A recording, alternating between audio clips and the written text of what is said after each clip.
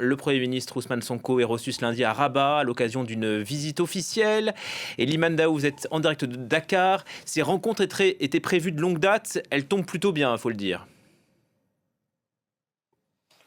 Absolument. La rencontre tombe à pic une semaine après cette finale chaotique, comme vous l'avez dit, de la Coupe d'Afrique des Nations. Une finale dont les prolongations sont poursuivies sur les réseaux sociaux entre Marocains et Sénégalais. La tension est montée et cette visite est intervenue pour dire tout simplement il faudrait, comme on le dit dans le jargon, remettre la balle à terre. Le football n'est pas prioritaire, n'est pas le domaine le plus important. Le Premier ministre Ousmane Sonko, lorsqu'il a pris la parole ce matin, l'a rappelé.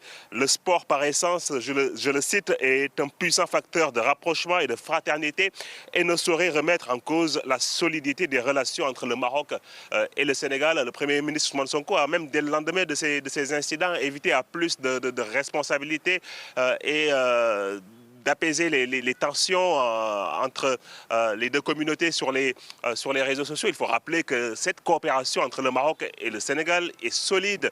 On peut même évoquer la mosquée que vous apercevez derrière moi, la grande mosquée de Dakar, qui est le symbole de cette relation.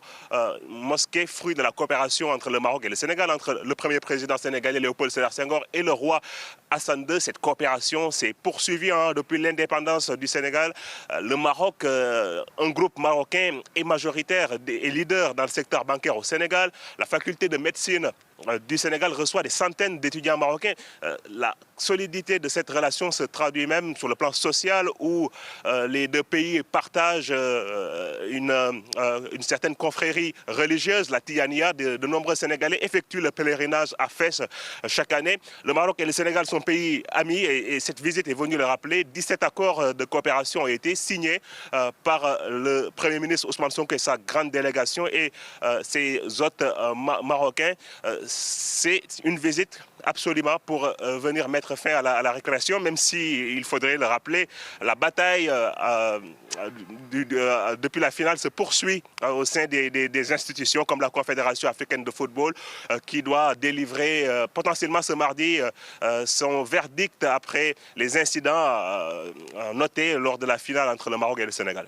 Merci beaucoup Iliman Ndao en direct de Dakar.